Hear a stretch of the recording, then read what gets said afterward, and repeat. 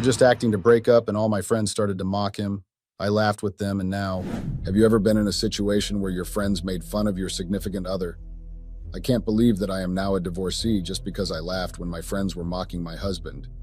Maybe I was wrong to laugh. I know that maybe I should have reprimanded my friends instead of laughing, but did I deserve to be divorced and left with a broken heart and regrets? I had never thought that one day I would find myself being one of my alpha husband's brutal revenge. You know, when you are too carefree, you end up doing things that would ruin your life and the second party's life. I didn't know what I was doing. I thought I was just having fun, but I guess the fun had me instead. A very small mistake took me back to the hellhole I thought I had left. I regret the day I made that mistake. My name is Matilda Meyer, female 42, and my husband is Philip Johnson, male 45. My husband and I lived a happy life with our 3-year-old daughter. I met my husband when I was a college student. We were both in the business department and had many overlapping classes, and we naturally became friends. You know, I never understood how I became friends with him, as he was always cheerful and popular with everyone. We began dating in our sophomore year and started living together 3 years into our working lives. From that time, I began to feel like, I want to be with this person forever. So we rented a slightly larger, beautiful room when we moved in together. The time we spent discussing things like sunlight, kitchen positions, and furniture designs was also a lot of fun, and I still remember it occasionally. Later, we got married and were blessed with a beloved daughter 2 years after. Our daughter is very active and good at communicating with other children, even at a young age. She can invite various children to play together. As I said earlier, I am shy, so she probably takes after her father. Both my daughter and husband have beautiful smiles, and people naturally gather around them. My husband joined his father's company, and now he has taken over as CEO. At first, people questioned if he got a job through connections, and it was tough for him. But watching his honest and constant effort, people's perception of him gradually changed. When my daughter started daycare, the mothers living nearby who had children of the same age taught me various things. Thanks to them, even the shy me was blessed with mom friends at daycare. We've been living in the same place since we moved in together. But one day, because of my husband's situation, we had to move and our daughter had to go to a new daycare. It was sad to leave the town that we had so many good friends in, but it couldn't be helped. We were determined to do our best in the new place as a family of 3. And I was a bit worried if my daughter, who had suddenly changed to daycare, would actually fit in well in the new one. But my daughter did go to daycare happily even after the change. Seeing her making friends so easily in the new place made me impressed. It seemed like my worries about her fitting in were actually not necessary. On the other hand, it wasn't easy to make new mom friends at the new daycare. It seemed like I was the one who should have been worried. So one day our 3rd anniversary was approaching. I was the happiest woman. I mean, it was by grace that we had reached our 3rd year anniversary. My wish was for us to reach 10 years at least in our marriage. Little did I know that it would actually end at 3 years. So since our anniversary was coming, I had planned to make an anniversary dinner party. Philip and I didn't have many friends, only our friends from college and the mom friends that I had got from my daughter's daycare. I wanted it to be a surprise anniversary, but my husband beat me to it because he actually had the same plan in mind, so he presented it to me. The anniversary day came. My husband had taken our daughter to his mother since they asked for her to visit. Our love was so precious and pure. I just loved how we loved each other and did everything together. Philip and I had our fair share of ups and downs, highs and lows, but we have never given up our love. Even if there were things that were testing our marriage, we would always manage to get through everything. Yes, my husband has a short temper and easily gets irritated and angry, but he knew how to control it. It all began innocently enough, as these things often do. Our friend group had always been known for our playful banter and light-hearted pranks and jokes, but little did I know that one careless joke would unravel everything I held dear. It was a typical Saturday evening, and we were gathered at our usual spot, my marital home's backyard, sipping beers and swapping stories. As the laughter flowed freely, someone brought up the topic of superstitions. That's when it happened, the catalyst for the chaos that followed. In a moment of sheer spontaneity, I blurted out a ridiculous idea. Wouldn't it be hilarious if we staged a fake breakup between me and Philip just to mess with everyone? I chuckled, thinking it would be nothing more than a fleeting moment of amusement. Mind you, that time I was so caught up in the engagement with our friends to a point that I didn't see my husband's unhappy face. But the idea caught fire among our group. Before I knew it, we were all huddled together, brainstorming ways to make the fake breakup seem authentic. We planned every detail meticulously, from dramatic social media posts to tearful phone calls to friends. We decided to put our plan into action at that moment. My friends instructed me on what to do, so I did it. I then pretended to be distraught, posting cryptic messages on social media about heartbreak and betrayal. My friends and Philip's friends played along, offering comfort to our concerned friends and family members who were asking what had happened because they didn't know about the game. Some people were giving assumptions on what had happened. The game was full of fun, but little did I know that playing it was like playing with my marriage because it didn't end very well, and I regret ever accepting the challenge. At first, it was all in good fun. Our friends fell for the ruse hook, line, and sinker, offering sympathy and support. Imagine this. You're hosting a party at your house with your friends, having a good time, when suddenly they start mocking your husband. Instead of defending him, I found myself laughing along with them, not wanting to seem like I can't take a joke. My friends were mocking my husband, saying a lot of things about him on social media. Some say how my husband was a forward coward in college. Some were mocking his dressing style, saying that I had found him with no taste and sense of dressing, and I helped him change his boring lifestyle.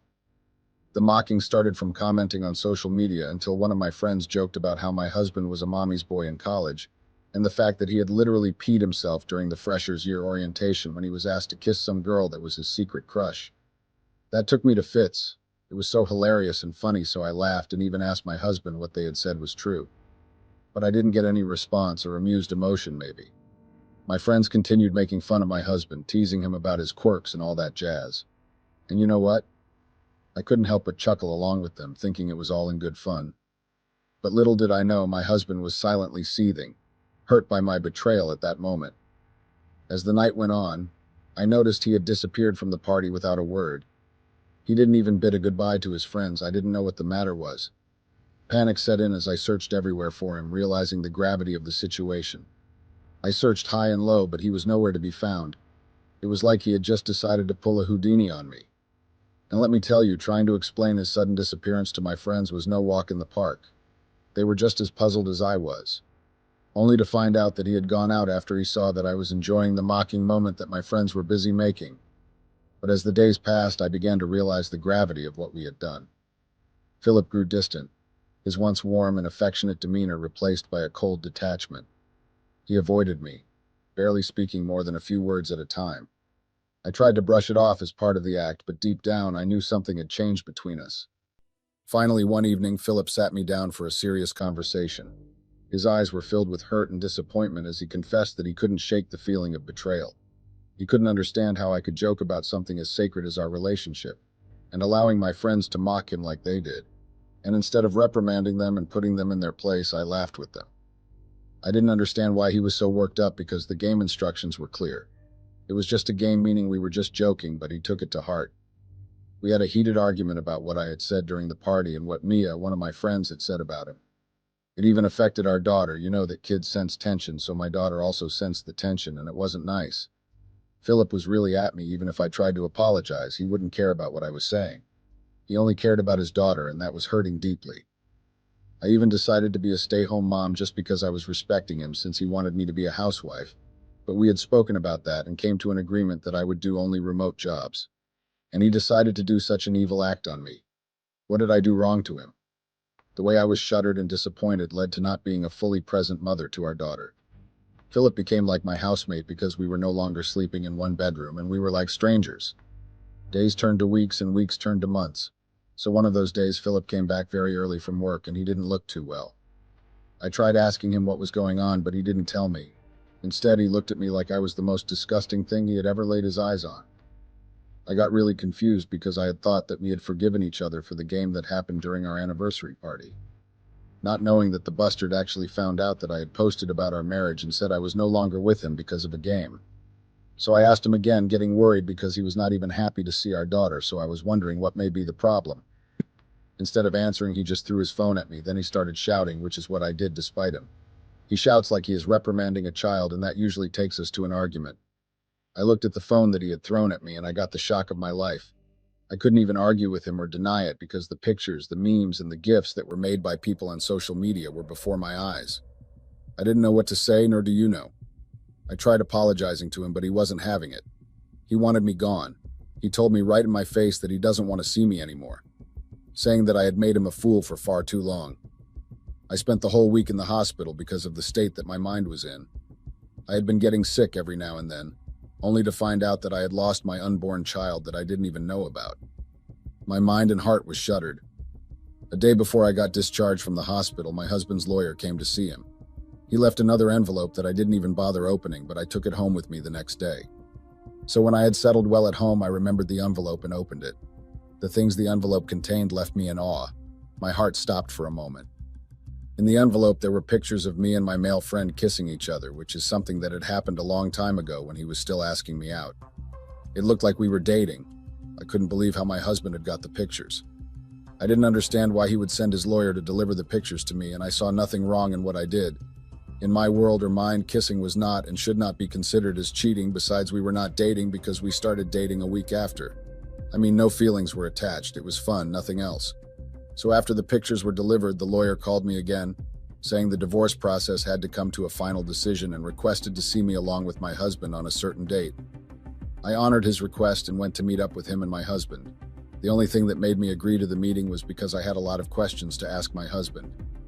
One fateful day, the day of the meeting came and my husband was really divorcing me. And his reasons for the divorce were that he had lost trust in me, and I had not been faithful to our marriage. I didn't understand how I was not faithful when the kissing happened way before we even dated. The fact that I had allowed my friends to humiliate my husband in front of everyone on our anniversary celebration day. I thought he understood that it was just a game. It didn't mean anything. I tried defending myself on the mocking and pictures case, and the lawyer told me exchanging saliva or kissing another person outside my marriage is considered cheating, even if I had thought it was an innocent friendship kiss. But the fact that I had spent time and kissed another person in the name of friendship is cheating. I didn't understand how the lawyer could say that I had gone outside my marriage while I was not even dating Philip when everything happened. I begged him to forgive me. I cried and acted like a lunatic, but he was just not bugging. I didn't know that and never thought of it as cheating because me and the guy were only friends. I didn't take him as another thing and never thought of him that way. I love my husband so much, but I guess the only thing I never did was respect my wedding vows and my husband. I didn't know, okay. One moment I was happy. The next I was devastated by an argument that we had about the joke. Well, a mockery that took place on our supposed-to-be special day and found comfort in alcohol. That alcohol led me to do something that I had thought I was doing it just for fun. I guess nothing stays in the dark, but I don't think it should have been a problem because it was something that had happened in the past. I felt so ashamed, doing things in the name of fun sometimes leads us to our downfall. I didn't know that laughing at what Mia said would actually be the end of my marriage. So I ended up signing the papers, meaning I was actually letting go of my husband, our love, our vows, and our family. I asked the lawyer what I was benefiting from the divorce, and he told me that I would be getting nothing rather than the house I was living in. So I asked my husband to unfreeze my accounts, and he told me that my accounts were fine. It was just that they didn't have any money. He then gave me a promise that sounded like a threat that he would destroy me just like I had destroyed our marriage and broke his heart. And I knew he was crazy, but I had never thought it was to that extent. How could he do something so evil to the mother of his child? As I had thought that was all, he then dropped a very large and a killer bombshell to me, saying that he was taking full custody of our daughter, and that I was not fit enough to be a mother, so he was taking full responsibility to our daughter. A few weeks later, he filed for full custody of our daughter, stating that I was not fit to be a mother. On top of that, he blocked all my bank cards that I had opened to put some savings for our daughter. Well, I didn't know about that until I tried swapping the card in the petrol station, so I called my advisor, and I was actually told that my cards were blocked. When I got home, I found out that he had actually taken my clothes and threw them outside. The doors were locked and changed, meaning I no longer had access to the house anymore. Mind you, that time I didn't have gas in my car, so I didn't know how I was going to get home from our marital home. I mean, didn't he or the lawyer state that I was not getting anything but only the house that I was living in? I didn't understand why Philip would do this while he was the one who signed that I would be getting the house. He should have mentioned that he no longer needed me in the house, not to state that I am getting the house. That meant that I had to go back to my hometown. Mind you, that time I had nothing on my name. My personal bank accounts were flushed, and the other one that I had thought would help me at least try to live until I get maybe a job was also blocked. For what, I also don't know. Philip's revenge or punishment was way too harsh that I couldn't even handle it myself. My ex-husband was evil and psychopathic. The signs were there, but I didn't pay any attention to them. I was so much in love and thought I had found my soulmate, but I found my worst nightmare and downfall. I couldn't believe that he did all that just because of a lousy kiss and the fact that I had laughed when he was being mocked. It wasn't like I was dating the guy, but he destroyed my life, all in the name of revenge for a kiss and mockery. A few months later, I had to try and fix my life bit by bit. Philip did a number on me, so it wasn't easy having to start afresh everything. Fortunately, I found a job as a waitress in one of the restaurants nearby. It was not easy, but I had to try and pick up life and better myself. I had no one but myself, so it was time to focus on me and do me. And the good thing was that Philip's parents had allowed me to see my daughter and spend time with her. I prayed every day for karma to visit Philip one day. It was a wake-up call for me, making me realize the importance of standing by your partner, especially in moments of vulnerability. So if you ever find yourself in a similar situation, remember to choose loyalty and love over temporary laughter, because you never know the impact it might have on your relationship. I vowed to myself to never fall in love again or have a crush on someone. I have learnt my lesson. I had realized that allowing my friends to mock my husband or my ex-husband and even laughed when they did was actually something that I shouldn't have done. Instead of standing up for him, I did something unexpected. I laughed along with them. But little did I know that would be the breaking point for my husband. As soon as I chuckled at one of their jokes, he lost his cool and vanished into the night. I was left feeling guilty and regretful for not defending him when he needed me the most. It was a harsh lesson learned that night. Sometimes laughter can hurt more. I should have known better than to allow anyone to mock or embarrass someone else because I knew how it's like to be mocked and laughed at. I mean, my cousin was also mocked when we were younger. She was mocked by one of our male cousins because of her skin color, comparing her with other people. She couldn't take it as a joke. It came as a very offensive thing to her, to a point that she was sad. She left the room that we were all gathering in. We had thought that she had gone to sleep, but when I went to her bedroom to check on her, I found a letter that she wrote with a heavy heart. Then she tried to commit suicide. Luckily, the doctors were able to flush out all the pills that she had consumed. That was the most traumatic thing I had ever experienced and seen. I don't know how I forgot about that and defended my husband. Was I too comfortable? A lot was going on in my life. I had gone to a very depressing state.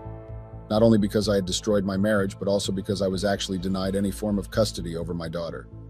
You know, that case took me from point 100 to point 0 of my life. My daughter is my everything, so I don't know how Philip thought I was going to live without my daughter. The way I was depressed, I found myself drowning in alcohol. I was drinking like I had no future or whatsoever. I must say that the situation that I was in was saddening. On the other hand, Philip was making by all means to make sure that I was suffering because of him. You know when a person says they were drowning in deep, muddy waters? I was that person. I was drowning in muddy water and I couldn't swim.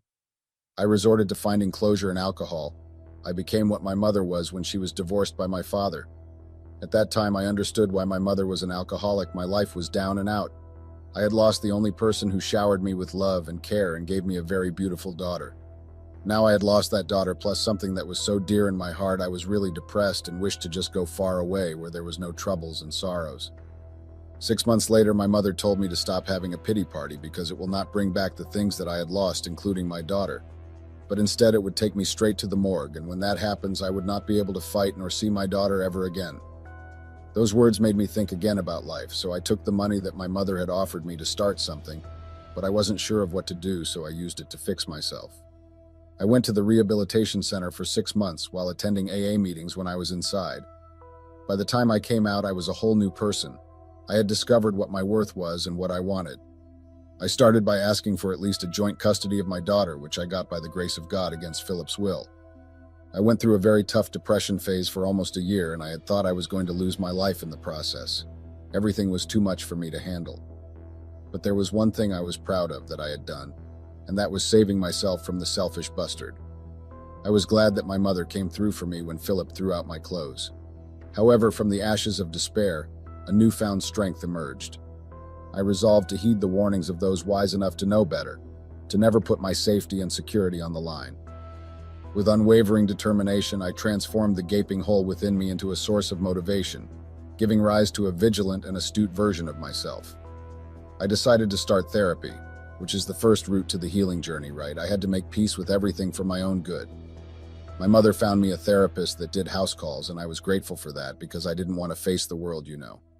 I was somehow scared that Philip would see me or temper with my car tires.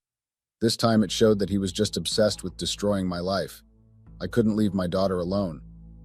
The therapy sessions went on for months because sometimes I would not want to open up, but I eventually got help and decided to stand up for myself. Philip had gone AWOL. No one knew where he was, but wherever he was, he managed to destroy my life and make me suffer. Philip knew that I was nothing without him because I had left my job to become a housewife. But now that things have changed, I have to look for something. I am the person who made rules for myself and never allowed anyone or anything to change that. I lived my life for me without looking for validation from others. But when I fell in love with Philip, all of that changed.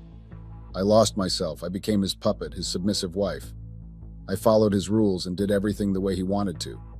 All because of love and being committed to the relationship, even though it was not very much toxic, but I stayed and held on to the hot steel even when it had started to burn my skin. It's not easy being in a relationship whereby you have to compromise yourself just because you want to make your partner happy. It has never worked like that. I know that some would be surprised if I were to say that I still love my ex-husband and I miss him so much every day. My heart wanted me to fight for our relationship and find a common solution to the problem. But why try to help a person who doesn't need help? It was like he was somehow possessed by a controlling demon, so when it was in active mode of controlling him, he would want to be in control also. Philip was like a person who had multiple personality disorder, even though I can't and couldn't confirm it, but the way he was doing things, his manipulative and controlling tendencies seemed like he was pushed by something or someone to do it, to satisfy it. One thing I regret about myself was that I didn't or never gave myself enough time to learn more about Philip. I mean, it didn't take us too long to get married. From being friends to being boyfriend and girlfriend to being husband and wife. All of those stages happened within 1 year, if I'm not mistaken. Everything happened too fast, and I was blindly in love to notice anything on our dating stage. Though according to my own knowledge and perspective, I don't know what I was doing. I would say it was being ungrateful and not being able to be patient with my husband. I wish things were done differently. Yes, it's too late, but I regret every stupid decision that I had made. Now I have lost everything, and there is really no one to blame but myself. I don't know how I can fix all of this and get forgiveness for myself. I know everything showed that I did everything willingly, even though I couldn't remember that moment, but only God knows the truth. I didn't know that just one joke would actually land me where I am now. My heart had been stripped bare, devoid of the memories and belongings that defined my existence. Each room in my heart was an empty shell, devoid of life and purpose. Panic engulfed me as I realized the gravity of my actions. Desperation clawed at my throat and my heart pounded, sending tremors throughout my body. Unfathomable regret seeped through my veins as I finally discerned the reason behind the tragedy that befell my once cherished sanctuary. My foolish decision to ignore my husband's admonishments had paved the way for my husband to leave me and find someone else better. Every valuable possession, each priceless memento had vanished in an instant, leaving only an indelible emptiness behind. Broken, I sunk to the floor, tears streaming down my face, mingling with the remnants of my shattered dreams. The consequences of my recklessness echoed mercilessly in my mind, urging me to reconsider my choices. It was a sobering realization. My actions had consequences, and the price I paid was immense. Days turned into weeks and weeks into months. The memory of that fateful night haunted me, serving as a perpetual reminder of the naivety that had marked my path. The love of my life, the only person who had shown me genuine love and care, never returned, and I was left to my own devices to rebuild my life from the ruins. It always breaks my heart whenever I think of the way my relationship with Philip ended. I miss him, and if I was to be given a chance to rectify my wrongs to save my relationship with Philip, I would. Even though I still think he took a very dumb and cowardly move to end our relationship. He should have waited for me to come back so we would talk about everything and find a solution to our problems. I now knew that the story he told me about was true, and it had been haunting me ever since. Ever since that day, I still get shivers down my spine when I think about what Mia had said about my husband in front of him and on social media. I don't like them at the moment. I no longer want to see myself associating with any of them. They had taken the game way too far. I know that I shouldn't have procrastinated in the prank game because I am a married woman, or maybe I was. I should have thought of the consequences and outcomes of that stupid game. I know that I deserve every punishment Philip gives me, but do I deserve to be punished to have my daughter? I no longer want to visit her at her Nana's house, but I want her to come back and stay with me as her mother. Is that too much to ask for? Not only did Philip take away my daughter, but he also did something that I had never thought he would do, especially to me. You know the pain of going to the stores because your mother had asked you to buy some household items, but when you get out of the store, you literally see a big truck repossessing your car. Okay, I know that it was bought by Philip's money, but did he have to be this childish and make his baby mama suffer just because of a laugh and a stupid photo of the past? That time I had to call my mother and tell her what had happened because I had no money under my name, so she was supposed to get me at least an Uber back home. I would understand if maybe I had cheated or I was already in a relationship with him when I kissed my male friend. But we were not even an item at that time. Or maybe him taking me out meant that I was dating him? Philip didn't think things through. His short temper will be his downfall because he does things without thinking them through. I loved my ex-husband, heck, I still love him. But sometimes the way he handles things is just a red flag for someone who is the heir of the house. You know, when we planned the game, everyone was happy and agreed to it. I don't know when the problem started with Philip. Okay, the time I proposed the fake separation game, Philip was busy engaging with one of his close friends, so they didn't pay much attention to it. We did what we thought was fun, not knowing that I was only destroying my marriage. Philip got a clue of what was going on when Lisa, one of the daycare mothers, who are my friends, called for Philip's attention. Then she asked a silly question. Okay, cool. Philip laughed at that, but when our friend from college dished out his flops, he didn't find it funny. Maybe Dora, a friend from college, had gone too far because she was dishing out only embarrassing things about Philip. I know that I shouldn't have participated and contributed my laugh, but I couldn't help it. Then Philip lost it. That was the only fault that I had, but he chose to destroy my life and my reputation just like that. I would say that Philip was just being a crybaby, but I forgot the fact that I knew how it was like to be mocked, more especially in front of people who don't even know you that well.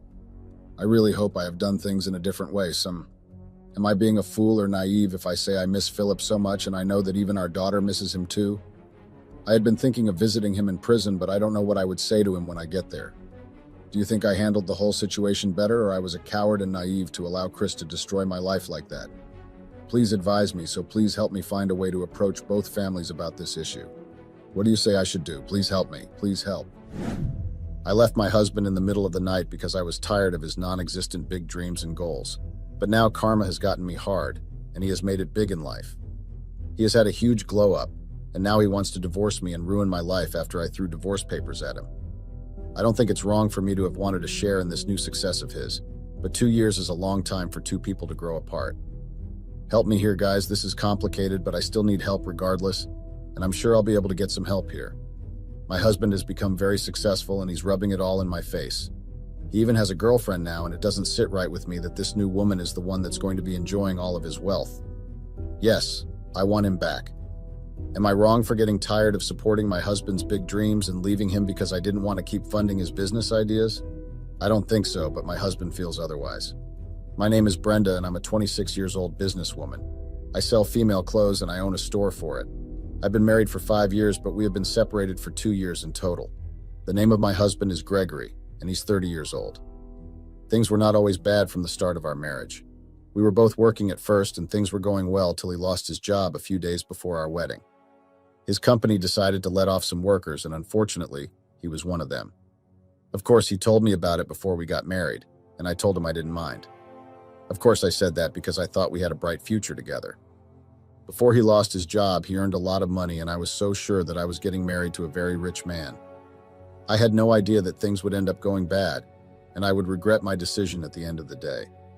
After the wedding, it was still all blossom and bliss because we still had some part of the money he saved before he was sacked. Things didn't just go bad straight away. It was more like a gradual process, a very painful gradual process to be precise. At first, when he didn't find a job, I wasn't bothered at all because I honestly believed he would get a job one way or another. But Gregory didn't find a job, if rather he didn't search for a job. I don't know how to explain this, but I'll just say it as it is. I think he got PTSD from getting let off at work, and so he just started to dispose of the thought of working for someone and being under their mercy. I was patient for the first 6 months, but when I realized that he made no plans to get things right, I decided to take matters into my own hands and start asking him the right questions. I found myself asking my own husband why he was still unemployed and didn't look for a job.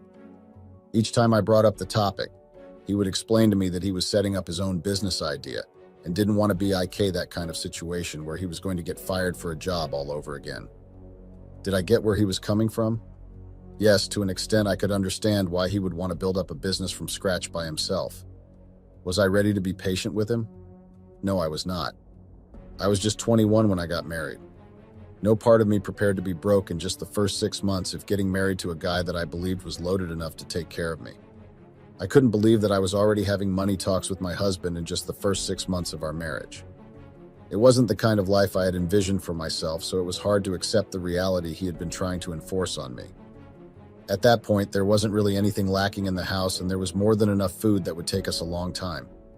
He wasn't absolutely broke by then either, and we could still afford to go to one of two dates, but things weren't as smooth as I initially thought they would be. But I decided to be patient for some time and just see where things would go. Gradually, I began to realize just how much of a mistake I made. I'm in the first year of our marriage. Things were still the same, and he just kept going on meetings with his friends, staring at his computer all day and telling me the big business goals he had. I could not believe that a girl like me was in that situation, and to be honest, I was very angry. I only remembered marrying a man who worked and actually earned, so it was just too abnormal to see him at home while I went to work. He never asked me to bring in money to keep up with expenses. That was never a problem, but I had a problem with the fact that he didn't give me money for shopping or personal upkeep. I couldn't buy new clothes or go out as often as I wanted. He would just let me use my own money to take care of myself. I wasn't even saving money at all. Things were that difficult, and it was just the first year. Gregory would only encourage me with words like he was putting things in place and he had a plan. Those were just the words I heard almost every single day, and I got tired of them. Anyone in my position would get tired of it too. I remember getting married, not getting into problems, so I had to mentally tell myself to be patient. So after the first year of our marriage, I actually thought things were turning around for the better because of how serious Gregory became. He spoke to some of his friends and they had conversations about taking up plans to start something up. I never really cared to listen long enough to know what they were planning for. I just always wanted to make sure that they were working for the betterment of our life. I still kept my job and made money, but I didn't like spending it on myself. I mean, I'm a businesswoman, but I never imagined funding my own business when I had a husband to do that for me. Eventually, I got tired of waiting all over again and called Gregory on our second marriage anniversary to ask him why things were still going slow. Gregory got very angry and accused me of not being patient enough. That's another red flag that I noticed from him. I just couldn't understand why my own husband was angry because I was asking him about his finances. Gregory always has this alpha male energy, and that's one of the reasons his ego never allowed him to apply for jobs. He wanted to do it on his own. Whenever I asked him why he was turning down so many opportunities, he said he didn't want to get surprised by another company just like his former company had surprised him. Again, he still had money that we used to run the house, but I was still worried that I wasn't learning the life I had envisioned. Instead of talking about vacations, trips, and upgrading our house, we were talking about business goals when we didn't even have a business yet. Apart from that, I was also low-key scared because I knew that at some point, he would end up asking me for money, and I just didn't want that at all. The thought of him asking me for money or help didn't sit well with me, so I got eager for him to get a job. 2 years of marriage with so much trouble at that time was just so suffocating to me. He had goals he spoke about, but I got tired of hearing about goals and just wanted to see the results. You all should just try seeing things from my own perspective. I didn't sign up for that kind of life, so why should I even try living it? My patience was very slim, and it started to show because I stopped hiding it completely. Gregory and I got into an argument almost every single day. It was just the same routine of him coming into the bedroom after locking himself in the study room with some files and his computer, and then I'll start to ask him when the results of his laziness would yield results. He had the same answer of telling me I had no reason to worry because he still had money on him, but I called it nonsense. I didn't want to just survive. I wanted to love life, and I needed a husband that would give me that. Another thing that always hurt me was the fact that he was never really ready to listen to me when I spoke about everything. He'd just watch me and say nothing about it. When I said nothing, he didn't try to apologize for putting me through all the worry and stress. Yes, I always saw him doing things and working at the study, but I needed to see the results. Big instead of seeing the results, he'd just tell me his business goals, and to be honest, I never cared. So I started staying late at my shop. Of course, I got tired of the routine and needed a break. It just always made me angry to come back home and see my husband in the same place I left him. Is that the normal way to leave? To come home and see your husband staring at a computer with a pen in his hand, which he uses to write down stuff? Is that work? Just drafting out goals without showing results? I mean, it had been over 2 years by then, and I was over it. I was tired of waiting for him. I was upset and I was drained, but physically and mentally. I couldn't even stand the sight of his files and business plans whenever he tried to show them to me. He always tried to carry me along with his progress at home, so the only way to escape was to stay late at my shop and wait for him to sleep off. I didn't cheat on him while we were together. Let me make that clear. I didn't even cheat while I stayed late at the shop. I had that much respect for him in our marriage, but it was not enough for the both of us. I actually filed for divorce and got the papers ready because I thought it would make him wake up. Fast forward to one day when he refused to sleep before I came, and then he asked me why I came home late. I tried lying at first, but he was angry and persistent, so I just told him that I was tired of him being jobless. Guys, that day it was almost like I unleashed a beast in Gregory. He got so angry that he almost broke the TV. His veins were on his face. It was that bad. I didn't get why he was the one getting worked up when I should have been the one going through the stress. But at the end of the day, I had no choice than to tell him he was overreacting. Yeah. He got angry and accused me of not supporting him when he needed me the most. Yes, he really said that. I mean, why should I support someone that was wasting my time? I was young in my early 20s and had just gotten into marriage. I didn't plan to be anyone's support system. Even if I wanted to be a support system, I need at least see the effort on your end, but from my point of view, Gregory just wanted to waste my time. So that night, he gave me an ultimatum and told me that if I wanted to keep staying out late, then I was looking for trouble in our marriage. I took the papers out of my drawer and threw it at him. He sauced on the floor and barged out of the room without any reaction. He didn't sleep in the bedroom that night, and he didn't sleep in the house. That was what gave me enough time to make my decision. I came to the conclusion that I wanted to leave the narrative for maybe 2 months just to see if he would cave in and go look for a job. I packed my things and left the house before dawn the next day. Barely 3 hours after I left, I got a lot of mixed calls from Gregory. I didn't take his calls, so he sent text messages. I'm those messages. He asked where I went and also asked why I wasn't taking his calls. He told me to cool off and come to the house so we could speak, and also because he had cooled off and was ready to speak to me. I never replied to any of those messages because what I was really waiting for were the results, and as long as he was still in the same place I left him, I wanted to have nothing to do with him. At first I left him because I thought leaving would change his mind, but I later realized that wasn't the case. After 2 months, I realized that there was no progress, so I decided not to go back. He stopped texting me after the first month, so I didn't need to explain anything. My shop is nowhere close to our house, so I didn't come in contact with him. The apartment I moved into was 1 hour away from Gregory's place, so we had no contact. He never showed up at my shop, and I never cared to look for him. After 6 months of separation, I got into a relationship with a guy one of my friends introduced to me. Divorce never crossed my mind because I knew it was a long process that I just wasn't interested in getting myself into. So moving on, I didn't think I needed to get divorced at that time. Since we were not in contact, we also felt like we were already divorced. I completely forgot about the divorce papers and he didn't react it. I didn't hesitate to cheat because I didn't see it as cheating as long as we weren't together anymore. I also imagined that he had someone that he was also with, so I didn't think that I was cheating or doing anything wrong. My affair partner and I didn't have any serious relationship and we broke up sometime after. I stayed single for a while before I got into another relationship. After 1 year, some of Gregory's friends came to my shop and started asking me a lot of questions. They kept asking me why I left the house just like that. It was obvious that they just came on their own because none of them mentioned anything about Gregory asking of me. I didn't ask about it too because I was not ready for that conversation. Gregory's friends and I had a cordial relationship, so it wasn't surprising that they came to ask me to go back to my husband. It was more of a warning rather than an advice, to be honest. They just told me that I must stop being childish and go back before it's too late.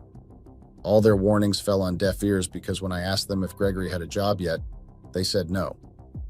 After they left, I made up my mind that my marriage was over, and I had nothing to do with Gregory any longer. I thought it would be a waste of time to wait for someone who had made up his mind not to look for a job to get a job.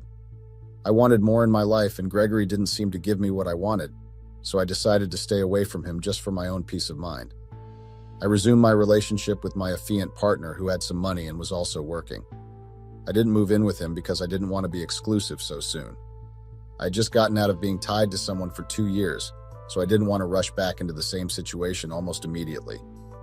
My affair partner earned enough to take me out on the dates I craved, but to be honest, he wasn't exactly as financially stable as Gregory was when he was working. But I made do with what I had and focused on my business. I felt like it was important to be one self-made after all the drama my marriage had shown me. I wanted to expand my business by all means, so I tried to make that happen as fast as possible. But guys, this decision of mine ended up biting me. I'm back because I eventually realized that I made a huge mistake. It's been 2 years of being separated, right? But something crazy has happened right now that's making me rethink all the decisions I made. Can you guys believe that the husband I left with his business goals is now a big businessman? Yes, guy. I just got news 1 week ago that Gregory is now a very successful person. He pitched a business idea or whatever to a big company and launched something with them. I don't know a lot about how it happened, but I know that whatever he had been working on is now extremely successful. Yes, he's actually now a successful man. That means that all those days he stayed at the computer and looked at several piles paid off. He didn't lie about his dreams and his desire to have his own business foundation worked. The fact that he got a big payout and still had shares in a company is wild. I couldn't believe the news when I heard it, guy. It's actually true. Everything feels surreal, but most importantly, I feel like trash. I cannot believe that I left before he made it big. If I was still with him, I would have been the first to find out about this. But right now, I'm literally the last to know about this new advancement of his. And the fact that I was once the first person to know about what happens in his life and now I became the last is heart-wrenching. Do you actually know what's worse? It's the fact that he has a girlfriend now. Yes, Gregory had a girlfriend. I heard that he goes everywhere with her and she is living with him now. Can you believe that? He's still married to me, yet the moment he made it big, he got a girlfriend that had the audacity to live in our matrimonial home. What hurts more is that he never even bothered to tell me he now has money. He hasn't called me since 1 month after I left and he doesn't even care. I can't digest the fact that another woman is enjoying his wealth and success right now. We're still married, so I still have some right over him. I don't think it's completely unreasonable for me to wait for him to come back. Yes, guy, I want him back and I don't know how to go about it. I really need help and anything you do all day will be of help to me. You might ask why I didn't just try to talk to him, right? Well, I actually did try to talk to him, but none of that yielded any good thing. In fact, I ended up embarrassing myself as a result of that. Immediately I heard the news 1 week ago, I decided to go speak to him. I got dressed for the Navy Day and went to his house. Well, it's still my house since we're still married, I guess. Newsflash, he had hired a gatekeeper. We had to fire the last gatekeeper when Gregory listed his job because it was difficult to cope with finances. I thought seeing your ex-husband glow up after you left him only happened in movies until I saw the new car that was parked in Gregory's garage. Well, that cane was a big surprise to me. Even before I left the house, I knew it was one of Gregory's biggest possessions because he bought it while he was still working. He got the house even before we got married. I know that house costs a fortune, so it's something I'm proud of, and I want that house if we eventually get divorced just in case. So like I was saying, I got to the house and knocked on the door.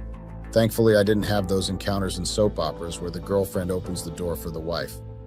Gregory was the one at home, and he was the one that opened the door after I knocked. He looked very different from the last time I saw him. I'd seen him once or twice since our separation whenever I came to the area, but it had been months since I saw him up close. He was growing a clean beard like all those businessmen. To be honest, Gregory didn't look like he was happy to see me at all. He looked like he hated the sight of me. I got everything but a cold welcome from him. I expected him to close the door immediately, but the first thing he said was, "Get the hell out of my face." Oh my God, I was actually very embarrassed, and I still get chills anytime I remember what happened. The fact that I was no longer welcomed in my own house did not sit well with me at all. I refused to go, and I tried to make him understand that I was there for a good reason, but all my efforts were in vain, and he refused to listen to me. He asked me to get out or else he was going to make sure I embarrassed myself. I asked him if he had forgotten that we were married, and that statement almost landed a hot slap on my face. He almost slapped me, but he held his hand up and squeezed them together. He was on the ground and told me I was as good as dead to him. I told him I was still his wife, and then he told me the divorce papers will soon be sent to me and all he needed was my address. He said he had been waiting 2 years for me to come back so I could get the divorce papers. I couldn't even believe my ears. The fact that he wanted to divorce me after getting successful just screamed selfish. I told him I didn't want a divorce, and he confidently told me that only time would tell. He actually told me not to count my eggs before they hatch. I couldn't even believe that Gregory and I had grown so much apart that he spoke to me with so much bitterness and rudeness. It was beyond heartbreaking to say the least. I started crying because I couldn't hold it in, but instead of consoling me, he closed the door in my face and locked it from the inside as if he was hiding from a petty thief at his doorstep. I left there with no self-esteem left. Since I came back from that place after getting embarrassed, it's been very hard for me to adapt to everything. I just keep thinking about how he embarrassed me and how obvious it was that he wanted absolutely nothing to do with me. It's not a matter of me being selfish or whatever. I just feel like as his wife, there's a level of respect that I actually deserve from him, but it's become quite clear that he's not ready to show me that respect anytime soon. I'm not okay with him planning to divorce me at all. Is Gregory insane or what? Why does he think he can just divorce me whenever he wants and I'll be okay with it? After wasting 3 years of my life, he thinks that he can just divorce me now that he has made it big. Please, guys, I really need your help because I just can't imagine why he would do this to me. I can't even sleep properly because I keep thinking about how bad the situation is. This man wants absolutely nothing to do with me. I cannot stomach that fact. He had a new car and a girlfriend, and he's living his life just like nothing happened or just like he had never had a wife before. Please help me with whatever advice I can get because it would really go a long way. Thank you all so much. Update. Oh wow, the amount of hats comments I have is wild. I had to double check if I was suddenly a celebrity overnight. I didn't even think that many people would pay attention to my life, but it seems like I thought wrong. Many of you even get the full story or what I've actually been through. I spent a lot of time trying to make you guys understand everything, but no one took time to get it. Instead of getting encouragement, I just got a lot of people that only cared to judge me the wrong way. Well, either way, life still went on and a lot has happened. I regret marrying the kind of husband I married. I regret it with every little finger in my heart because I cannot believe that Gregory was this cruel to me. I actually thought he would consider how I was with him when he was fired, but all that meant nothing to him. Gregory has ruined my life, and I regret marrying him with everything in me. He has divorced me, and he has left me with nothing. I know you might ask, how'd that even be possible? But trust me, it's more than possible, and he did it. Now you know I told you all of his embarrassing me when I went to the house, and how he told me he was going to divorce me, right? I called it nonsense and felt like he was just being dramatic. I mean, what did I get to do that he would want to divorce me when I was with him for all the 2 years he was broke? Right. It made no sense, so I refused to listen to him or take him seriously. That's until I got divorce papers delivered at my doorsteps barely 2 weeks after everything. I initially thought I was just seeing double and I was exaggerating, but guys, the divorce papers were real and they were for me. Of course, I just couldn't take the fall without a fight, no matter how little that fight is. That's why I went to go see him the next day, but I got another embarrassing shock. His girlfriend was at the house by the time I got there. If I just saw her there without any drama, it would have been bearable, but she was outside bringing big boxes in. Now I heard that she lived with him, but it wasn't something like a full move-in. That's why I had the hope that his relationship with her wasn't that serious yet. But no, she had been packing her things in. Yes, everything including her makeup and the biggest of boxes. Now we all know that if a girl brings all her makeup somewhere, she doesn't plan to leave. Now, I thought he had some respect left for her marriage, but I soon discovered that he actually had no respect for our marriage. Even though I dated other people, I never lived with them or let them move in with me. But he didn't do the same thing. He sent me divorce orders 1 minute, then he brought his girlfriend the next minute. Now that really got me very angry, and I won't even lie about it. Okay, keys say that part of everything is a little tolerable, and that's no reason to exaggerate. But I just couldn't get my mind off the fact that he actually let her move in fully. Do you know what that meant? He sent me divorce papers, and then his girlfriend moved in the very next day. That meant that he was serious about her and she was serious about him. It automatically meant that the both of them planned on staying together long term. Okay, bad news, but it was more of a horrible news because he wanted to move in a girl into the house I wanted as part of my alimony if the divorce happened. Yes, I had planned out what I wanted for my alimony if we got divorced, which we did. Now, how did I end up with nothing? Well, Gregory is a freaking fool, first of all, and I hope karma meets him and hits him harder than life. I don't mean to bring in that much negativity, but I just can't resist it. I'm just really angry about a lot of things, and writing this is making me relive everything all over again. Now, that's not the best situation for one to find themselves, so don't get shirty with me. So when I saw the girlfriend, who is the intruder in the story, I ignored her and tried to walk into the house. I guess she already knew who I was because she didn't even bother stopping me from getting in the house. I expected some sort of confrontation, but there was none at all, and that made me hate her immediately. It was obvious that she was trying to act like a jive girlfriend when she was literally just like anyone else. She hated me whether she showed it or not, and I knew it. The feeling was mutual anyway, so I didn't care to speak to her or confront her too. Instead, I diverted most of my attention to the so-called husband who is now my ex-husband. Can you believe that I found Gregory in our matrimonial room making space for his girlfriend? When I packed, I left some of the shoes I couldn't take with me, and even some of my personal items. I thought I would be back after 2 months initially, but when things didn't work out like that, I couldn't go back and take them, so I just decided to forget about them. Now that brings me to the part where I noticed that Gregory didn't even keep any of the stuff I left behind. I actually thought I would come back and still see those things, but I met one of them at all. Another shocking thing was the fact that he sent me out of the bedroom immediately when he noticed that I had come to the bedroom. He sent me out like I was just nobody who had no right to the bedroom. It felt weird because I once lived there, right? I felt I had some sort of right there, but there was none. Now, to make matters completely worse, his girlfriend finally came to the bedroom, ignored me, then sat on the bed and acted like she didn't notice my presence at all. Of course, it was a very difficult situation to behold, and I couldn't even believe it. Gregory also refused to even tell her to acknowledge my presence. Instead, he embarrassed me and sent me away like I was just a common tout. I got really angry and got straight to business. I told him I didn't like the fact that he sent me divorce orders just out of nowhere. I didn't like it at all, but he refused to listen. I asked him if he at least got the alimony ready, and he laughed in my face and told me I was leaving the marriage with nothing. I couldn't even believe my ears at that point, and I told him we would meet in court. The fact that he even had the audacity to say all those hurtful things to me in front of his girlfriend was what made me understand that the marriage was over, and he had no respect for me. So I decided to forget about the marriage and focus on getting the house. I knew the house was worth a lot of money, and so I thought it would be the best option for me to just get the house even if I was going to walk out of the marriage. I hired a lawyer and got everything ready because I was literally ready for war, and I wanted to fight as much as I could. But I got the shock of my life when I was later asked to be the one to pay Gregory's spousal support.